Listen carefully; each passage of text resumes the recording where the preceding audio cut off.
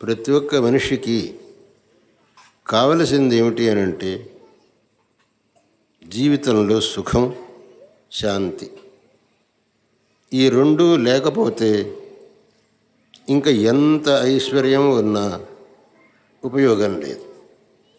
అనేక మంది మా దగ్గరకు వస్తూనే ఉంటారు, స్వామి దేనికి కొరత లేదు, కానీ మనస్సుకు శాంతి అనేది లేదు. దానికి ఏం చేయమంటారు? దానికి మొట్టమొదట ఒక విషయం మనం తెలుసుకోవాల్సింది ఏమిటి అని అంటే,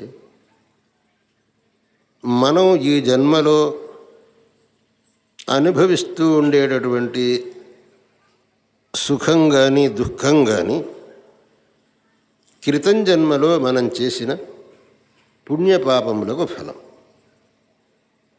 క్రితం జన్మలో చేసిన పుణ్యానికి ఫలంగా ఈ జన్మలో సుఖాన్ని అనుభవిస్తున్నాం. క్రితం జన్మలో చేసిన పాపానికి ఫలంగా ఈ జన్మలో దుఃఖాన్ని అనుభవిస్తున్నాం. ఈ పుణ్యపాపములు సుఖదుఖములకు కారణములుగా ఉన్నవి అనేది శాస్త్ర సిద్ధాంతం. దాంట్లో ఏమాత్రం మార్పు అనేది లేదు. ఆ పుణ్యపాపములు 3 రకాలుగా ఉన్నాయి. అందువల్లనే దాని యొక్క ఫలం కూడా 3 రకాలుగా అనుభవిస్తాం అన్నారు. ఏమిటి పుణ్యపాపాలు 3 రకాలు అని అంటే, కొన్ని పుణ్యకర్మలు మనస్సుతో చేసేటటువంటివి,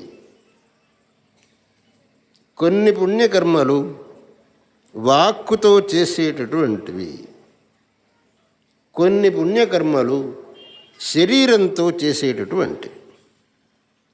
వీటి యొక్క ఫలమైన దుఃఖం కూడా ఆ మనస్సుతో చేసిన పాపముల యొక్క ఫలాన్ని మనస్సుతోనే అనుభవించాలి.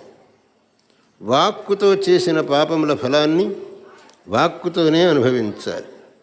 శరీరంతో చేసిన పాపముల ఫలాన్ని శరీరంతోనే అనుభవించాలి అని శాస్త్రం చెప్పింది.